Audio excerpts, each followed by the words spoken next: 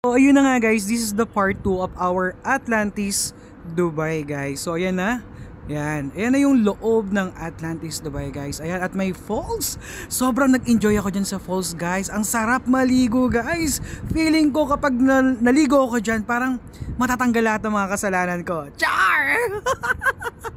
So yun nga guys, nakikita nyo naman yung view kung gaano kaganda dyan sa loob ng Atlantis. Actually guys, entrance pa lang yan ha. Wala pa yung sa pinakaloob. What more kapag nasa loob na tayo mismo ng Atlantis, ang daming mga ganap guys. Hindi lang yun guys, ang daming mga farm. Char! Baka nandiyan na rin yung forever ko at makikita ko na rin yung tamang tao para sa akin guys. Ayan. Nidyohan ko rin pala guys yung mga mapa or yung mga places or yung mga pangalan para hindi tayo maligaw, para hindi tayo mapunta sa maling tao. Char! Ayan, so naglalakad kami nila Jen, nila Cristel, lakad kami ng lakad hanggang sa mapagod kami. Hanggang sa uminto na rin yung tibok ng puso ko. Di nga. So yan yan guys, so nakikita nyo naman, ayan, ang sarap maligo dyan guys. Alam mo yung tipong kapag nabuhusan ka, parang makikleanse or matatanggal yung mga ano mo, yung mga pagkakamali mo, yung mga kasalanan na gawa mo. Di nga. Char! Ay, so sobrang nag-enjoy kami sa loob ng Atlantis Dubai guys. At hindi lang yon, dahil yung paliguan na yan guys, hindi lang pang pamilya, pang sports pa. So eto naman guys yung swimming pool. Actually para kang nasa river. So sobrang laki niya at sa sobrang mapapa-amaze ka talaga guys. Sobrang laki niya hanggang the other side. Pwede ka rin maglaba. Yes, pwede po. Pwede mo rin labahan yung pagkatao mo. Char! So ayun nga guys, nag-ikot-ikot kami sa loob ng Atlantis. At sa sobrang laki ng loob ng Atlantis, maliligaw ka guys. Yung parang alam mo yung maliligaw ka pati yung kaluluwa mo. So bali ayan guys, yung isa sa mga sikat at dinarayo. Kung makikita mo kung gaano kahaba yan. Sobrang haba niyan guys. At hindi ako sumakay dyan. Naku po, hindi ko kaya guys. Because I'm scared. Ay, arte yan. Kobray ko ulo mo eh.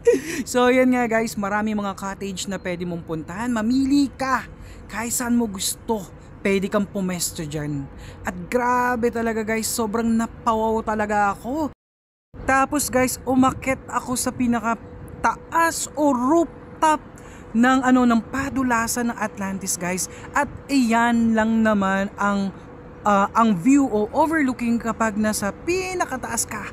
Grabe, iba yung feeling guys. Nung pag nandyan ka sa pinakataas guys, pwede kang sumigaw hanggang gusto mo. Pwede mo nga isigaw, manlaloko ka! Bakit mo ko iniwan? Char!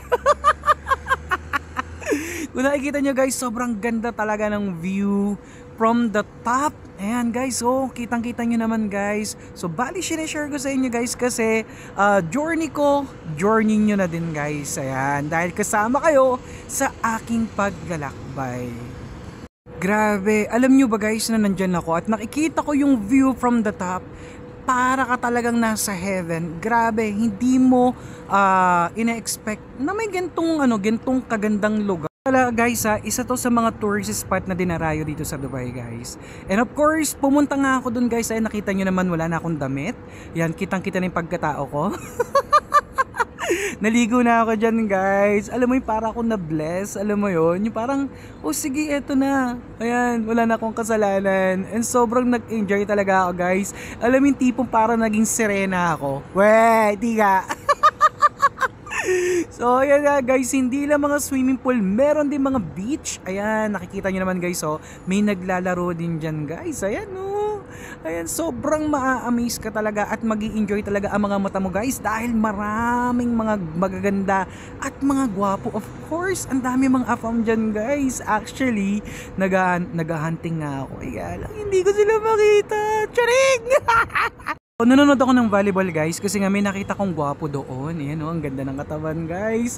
Screenshot nyo na at i-mine nyo na. Mine ka na sa puso ko. Char! Sana bola na lang ako para lagi mo akong dinidribble. Di ka. Dribble mo yung self mo. So yun nga lang guys. And then, naisipan ko maglakad guys dito sa tabi ng dagat kasi it's been a long time na hindi ako nakapaglakad sa tabi ng dagat guys. Iba pala yung feeling, no? Yung tipong parang nagkaroon ka ng peace of mind. Yung parang gusto mo mapag-isa and then makakapag-isip-isip ka. Alam mo guys, kapag nasa tabi ka ng dagat, ang daming tumatakbo sa isip mo. Ang dami mong naiisip. At siguro isa sa mga na-realize ko na maganda ang buhay.